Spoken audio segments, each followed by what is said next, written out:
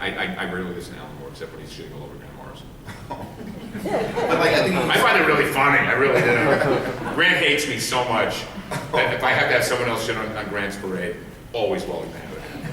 what do you think?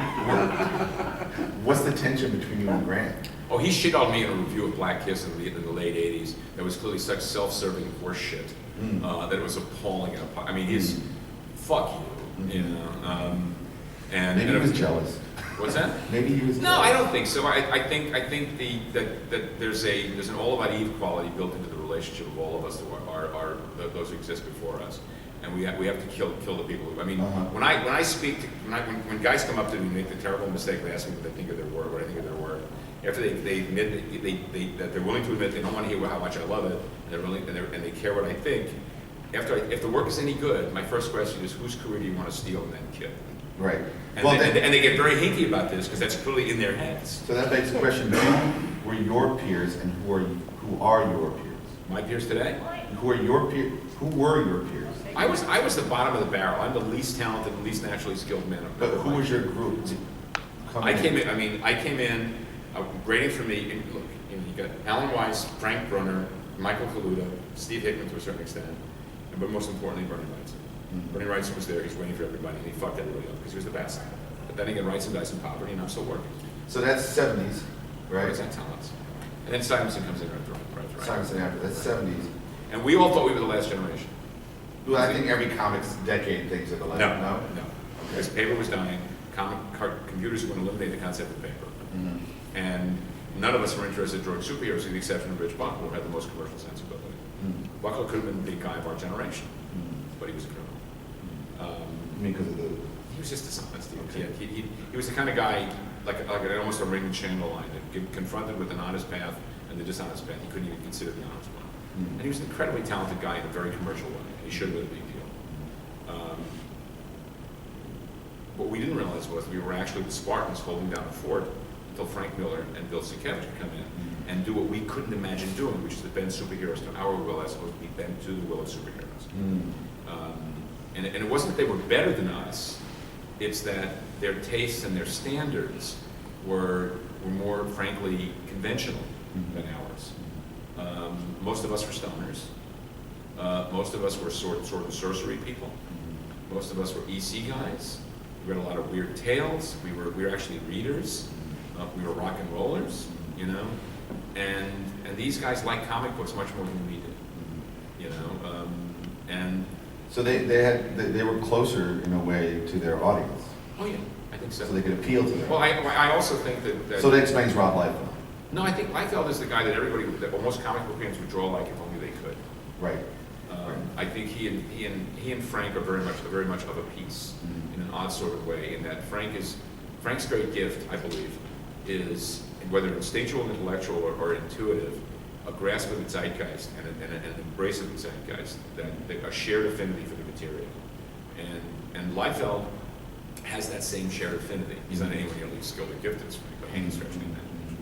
But he is the guy that many comic book artists, and they outgrow this, but many comic book guys will look at that Liefeld draws exactly like you draw if only you could. And then who are your mentors and mentees? Well, I learned, my first job, I worked with Gil Kane. I never drew for him, and he mostly abused me and made fun of me and mocked me for my tastes and really reprogrammed the way I think about comics. So this is PTSD?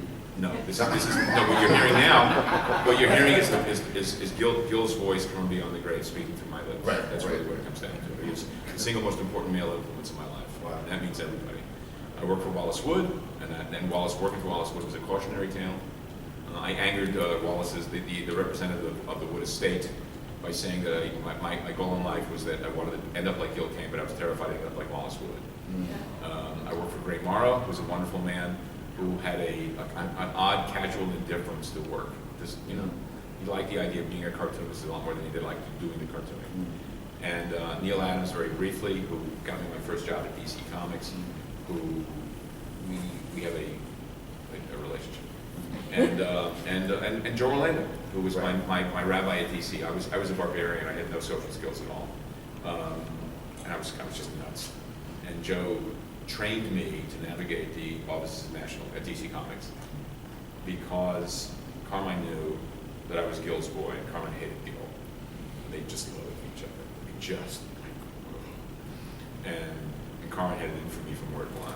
Combined with the fact that I had no talent, it was a real issue. So Carmine and Gil, do you think that it's also because they aesthetically? No, it was all personal. Nothing to do with the work. Nothing to do with the work. They loved each other from the minute they met. No, but those guys knew each other since they were 14.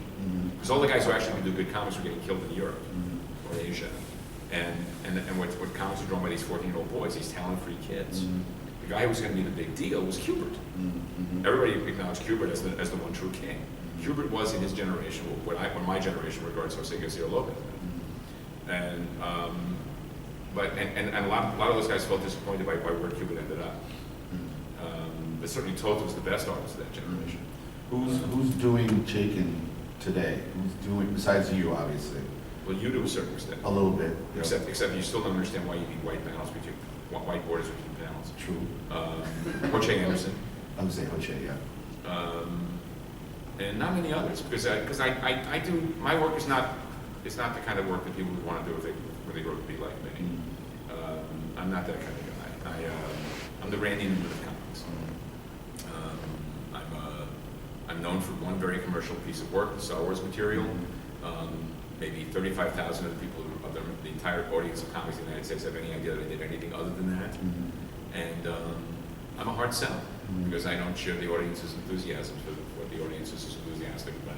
What's your least favorite work? It's my own work. Then disregarding Star Wars, like after Star Wars. Do I wish I'd done a better job, or what? Or you don't need that on the list. Yeah, maybe better. I always feel like I wish I'd done a better job at every job I do. No, I'm pretty smug about a bunch of things. You're happy. You know, a lot, much more so than I was. I mean, right. I mean, bear in mind. I mean, I learned craft, and I also learned commitment. I'm a grind, you know, and I really learned how to work. And I'm very disciplined, which you are not. I want to unpack that, because that's an interesting. I'm very disciplined, because I was not. I mean, I was. I mean, when I stopped using drugs and alcohol, I had to relearn the entire process of working, because I used drugs and alcohol as a means of focus. And without drugs and alcohol, I had no focus. I was simply chaotic. And ultimately, I did. It took about 6 months. But you need discipline, like producing the work? Or? Look, no. I mean, I don't wait for the fucking news to strike. No. I have a serious work ethic. That's right. I recognize the fact that I'm always going to regard myself as an imposter, and that I'm never going to allow myself to get caught in the idea of getting identified as an imposter by talent. I mean, recently there was something skirting around on Facebook, and there was somebody pointed out to me. Maybe 10, 12 years ago, I did a Judge Dredd cover for IDW when they were doing Judge Dredd, and I used someone else's drawing, a computer-generated model of the motorcycle he drives. And apparently, I hurt somebody's feelings by doing this. And my reaction was, I'll do it again if it's the Batmobile, because if I'm doing a one-off, I'm parachuting into a job. My job is to maintain brand. I'm staying on model. I had no idea, and this guy was really, I mean, this guy went to a lot of work. He took the piece I did, the autobiographical piece from Solo, and rewrote it and reconfigured it to make me look like a complete asshole. And I responded to this by saying that I had no idea that I was stealing someone else's work, that I would do it again simply because I want to remain on model. Right. I'm not here to redraw something that exists in context. It's kind of like when you're a cartoonist, when you work on someone else's work, you're part of a train of material. Okay, your job is to maintain that train. You know, your job is to stay on model.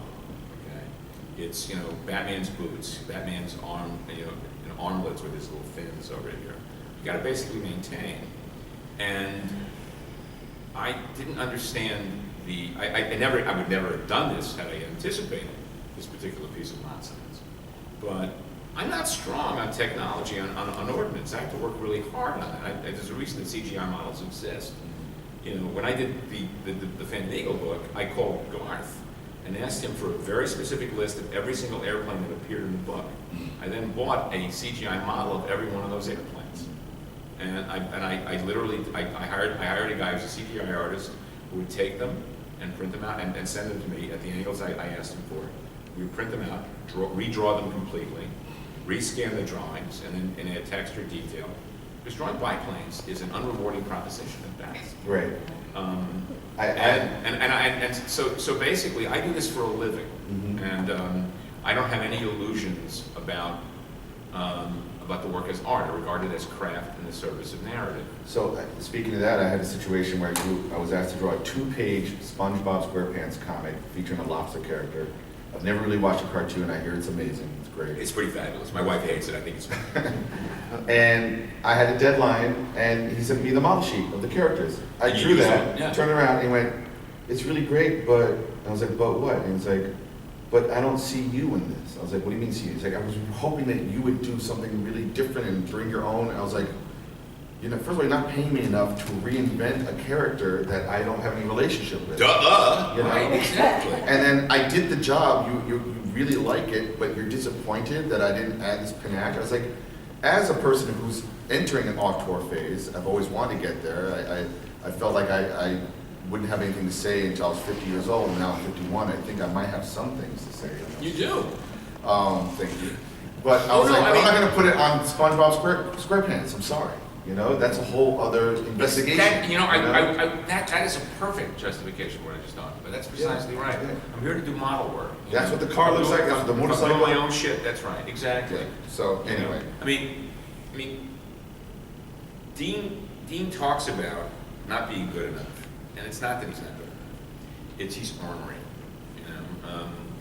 He has his work represents an almost Catholic crisis of doubt. And I find that in text, and I find that in his text pieces, in his essays. There's a bifurcation to his personality that the way he presents has very little to do with what's on the page. People who know me know that when they read me, they hear my voice. When I read those text pieces, I did not hear your voice. That's a very different person than I know. And I really wanted to know that person. And I was fascinated. Wait, which person? The text piece or the both? All right. But I know you. You've created a facade for people to deal with, so they don't meet you where you really are. And I understand that because I did the same thing. I no longer do that because I don't really give a shit what people think. It's really hard to do that, but it's very, very rewarding. Age helps. Pardon me? Age helps. You gotta earn that. Also sobriety helped as well. I mean, because basically, when I came to realize that what people thought of me was none of my business, and that it was that I had to remain neutral to criticism and praise at the same time. Because when someone tells me how much they like my stuff, as I say, there's stuff that you like that I fucking loathe. So it mitigates the love. But it's the closest we came to who you are. Isn't that beef and tomato stuff? I love the way you draw yourself because it has nothing to do. It doesn't look anything like you. Right. But it is you. Right. Thank you. And it's funny because when I've done autobio, I always call it semi-autobiographical because Right. the way I think about what autobio is, which is if you and I are spending a week together and then we're asked to go take another week to write and draw what happened that week, it might be similar, but there's going to be differences because of who we are. But they're both true, And I always felt that the Billy Dogma stuff I've done, and I've written some stories I haven't drawn yet, is more emotionally true to who I am. And so I don't need to be, the thing I don't like about autobio is how culpable it has to be too. Right? Absolutely. I find most autobiographical comic books insufferable. Right. Yes. Right. I was watching Difficult People. Yeah. With Julie Klausner and Billy Eichner, both of them I adore. And it was wonderful to have them sign up for shit I agree with. They referred to Fun Home, the musical, as insufferable. And I had only seen it 2 weeks earlier. And my wife and I were like, kill me now. We hated it so much. What's that? You must be crazy or something. I'm sorry, Martha. Wait a minute.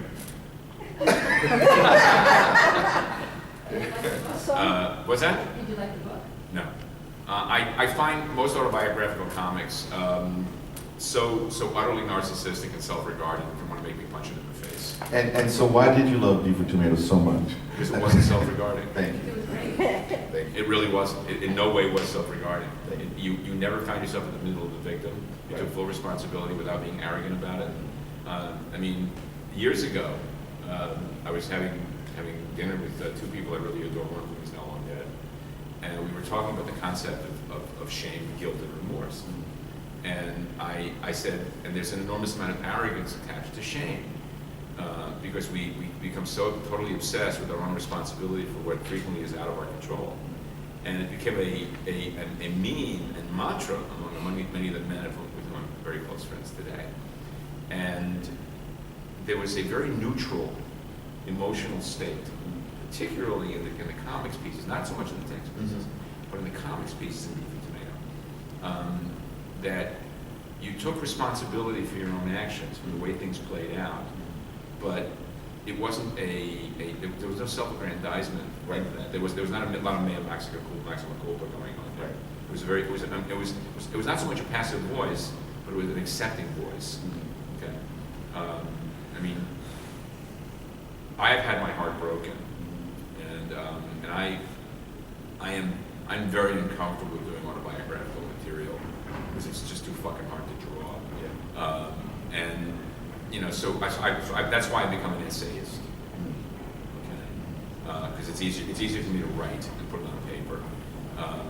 But I also recognize the fact that, you know, when Spiegelman got all hinky at the review that Harvey Pekar wrote of Mouse, I was hysterical. I thought it was a riot because I thought Harvey nailed him, you know. And I told him so, you know. And I mean, Art and I haven't spoken in 40 years, and yeah, close to it. And Pekar and I made peace before he died, even though his wife Joyce regarded me as a yuppie, which I found really precious and adorable. You know, how fucking binocular is that? But Harvey and I made peace because I really was curious about his understanding of jazz musicians, who I was fairly obscure, but I really wanted to know about him. It was very fulfilling. But I also think Harvey regarded his work as God's gift. And Joel Kane, to his great credit, just shredded the fuck out of them and said, "You wouldn't be here if not for me, so fuck off." Which I thought was pretty fabulous. Yeah. You know, the arts comics community has such an utterly mirthless self-regard that its self-seriousness is as parodic as bad actors in the 1920s. I'm sure some of them are lovely, but most of them can just go shit in their hats. I spent a week and a half in Buenos Aires when the only other mainstream guy backed out the day before the show started. I spent the entire week in the company of Art Spiegelman and his posse, and they were shocked to discover that I understood what they were saying about me in Spanish, because I'm fluent in Spanish, motherfuckers.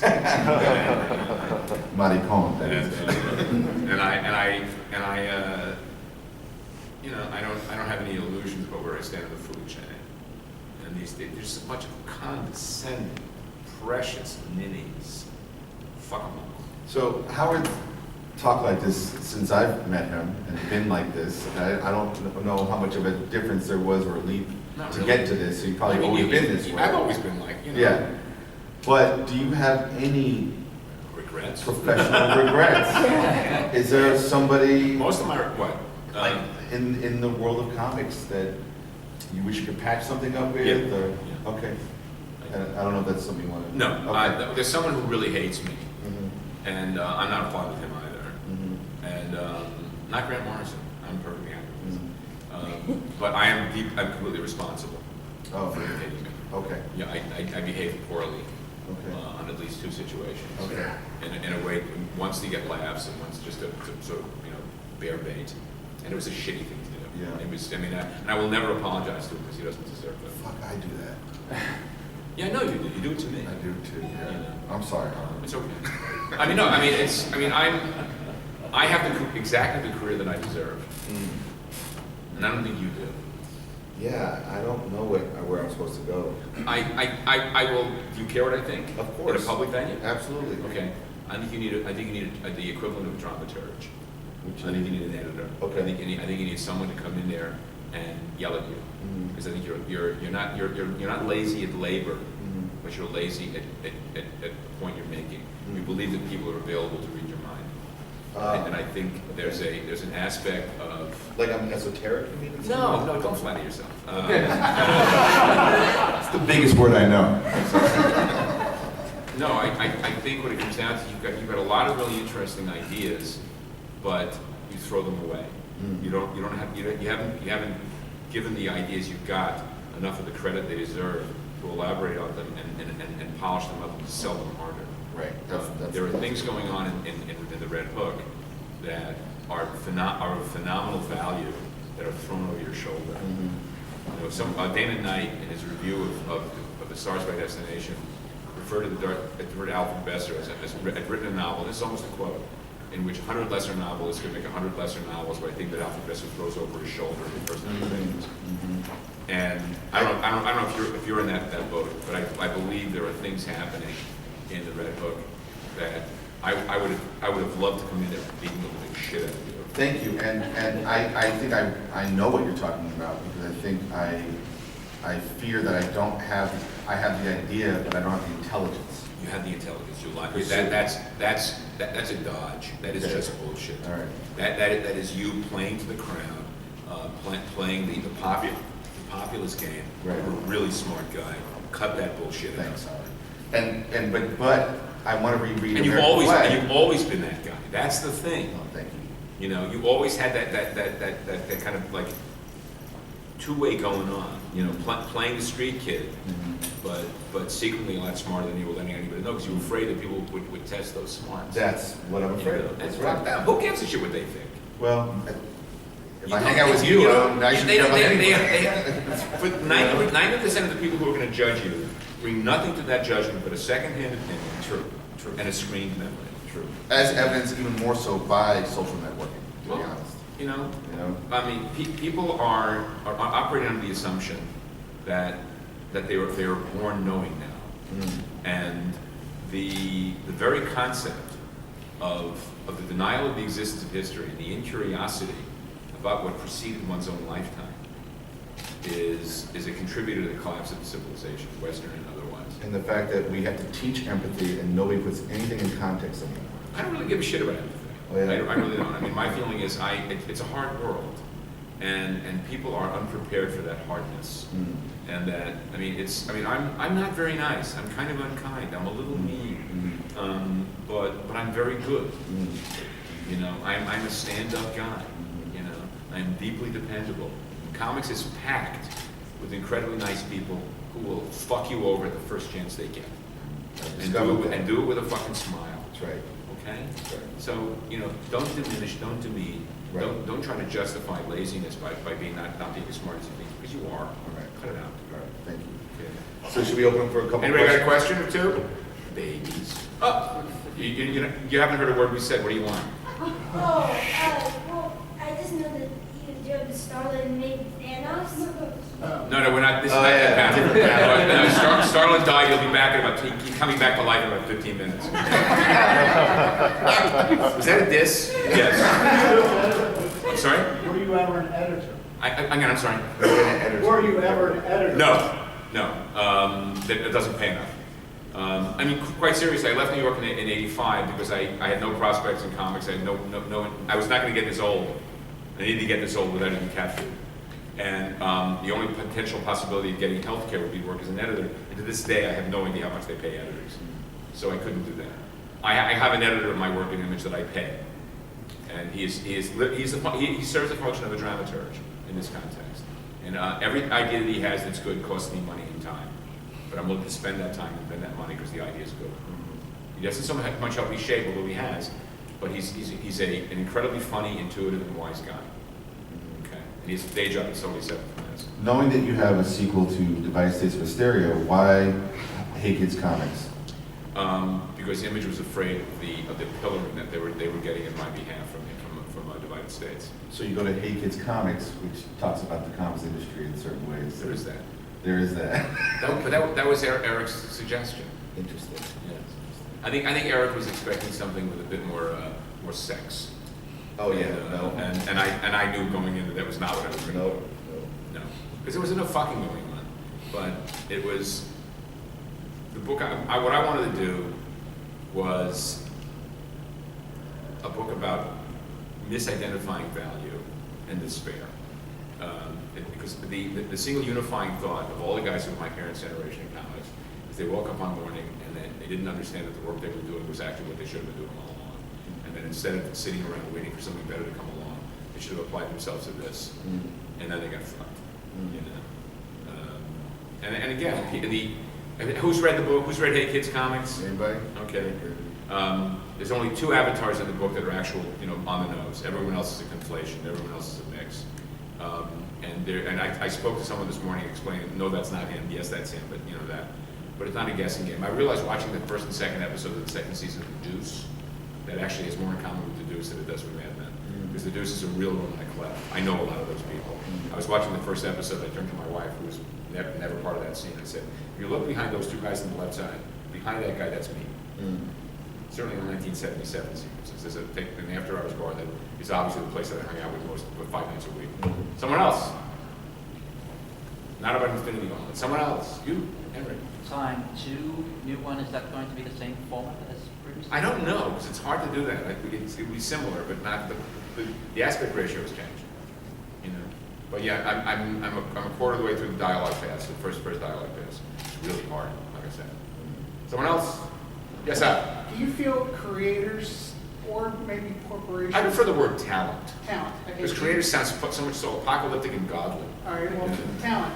Do you feel that they do not make new characters for the corporate, like DC or Marvel, not because they lose control of the property, but like for instance, they made Iron Man a woman, they made Thor a woman. They play around with these set properties and put a new spin on them, but it's just recycled.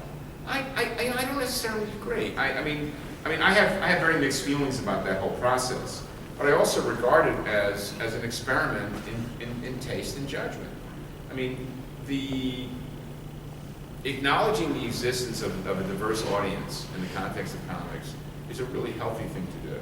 But my question is really not about diversity, it's about the time-old property, and instead of creating a new character. You mean a new female character versus making Thor a woman? I think doing that. I think it should be both. I do too, but I also think it's risky. And I also think that you gain a certain clickbait factor by doing precisely that. That's right. And playing with the idea. I mean, and their job is to convince you to buy more books than you really want. And also, they're taking... That's what they do. I mean, it's one of the reasons why they do all those those cross-platform books. And the fact is, the thinness of narrative in the material is for me much more objectionable than what you're talking about. Because these really aren't characters in the first place. They're empty vessels into which you put your own wish dreams into, like a bottle you're spinning into to save some bit of later. It's like the X-Files. I mean, I like Gillian Anderson as an actress. I have no interest in her company. But all their work on X-Files was just absolutely vapid. There was nothing going on there. But the audience really could have filled them in. And that's what comic books are. So they're not really characters at all. So there's no point in getting upset about it. I mean, as I said to someone recently about the Comics Guild stuff, I would be really thrilled to see a really well-made, well-written, well-drawn right-wing comic. Somebody that had a point of view. Because I have a point of view, and most comics don't. Most comics are about, hey, death is bad, but it's not really permanent. That's really the bottom line of what comics are about. And I'm not really interested. It bores the living shit out of me. If I'm going to see epic in scope, I don't necessarily want it to be in space. Life itself is pretty fucking epic. And I'd like to see some material that was about stuff that was actually of human scale, that would make me cry. Well, what about your autobiography? I haven't. And nobody's business. Okay. Someone else? Yes, sir. What are you watching these days? Everything. It's too much good on. It's the best. How do you narrow it down? I give it 2 episodes. If it doesn't strike me hard, I leave. 2 shows. Just finished watching Jack Ryan. Loved it more than I expected to. Looking forward to the 2nd season of Patriot, the 3rd season of Happy Valley, 5th season of Peaky Blinders. Just got started shooting. I love The Deuce. Disappointed there's only been 3 seasons. Looking forward to They Came to Destroy America, by David Simon's take on the Philip Roth novel. What else? I just watched Pose with my interest in transvestism and transgenderism, and I thought it was awful. But I stayed with it because I kept hoping it would get better. And it represents everything I hate about Brian Murphy stuff. Characters just do stuff because that's how they're doing it that episode. And the problem is also exacerbated by the fact that most of the transgender actresses are just terrible. They read declaratively as opposed to dramatically. And I've seen better transgender actresses working in porn than showed up on this. Seriously. The show that I watched recently that I really love is Claws. Have you heard of this? I found it. It's good. It's so good. And I love Niecy Nash. I really do. I hated that show so much. I thought it was just so obvious and on the nose in one note. I really did. And I'm crazy about her. Right. She was amazing on Getting On. I And I love The Marvelous Mrs. Maisel. I heard that's great. Despite the episode 5 and episode 7, which are just truly awful, where the character was obviously, you watched the show? I did. Right, episode 5 and episode